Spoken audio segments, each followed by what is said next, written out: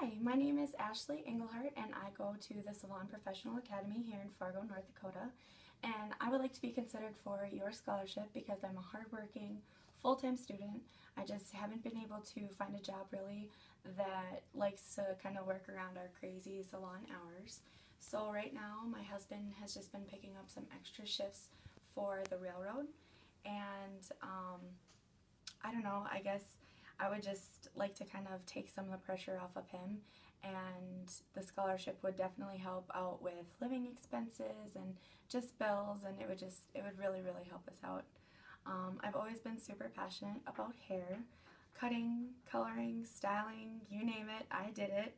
And after getting married, that's when I decided it was finally time to go after my dreams and start my career as becoming a cosmetologist. I can't tell you how glad that I am that I did. It's just been a part of my life that's finally starting to feel a little bit of fulfillment, and it's just been a little hard on ourselves, like financially. I definitely want to keep learning after I graduate in January.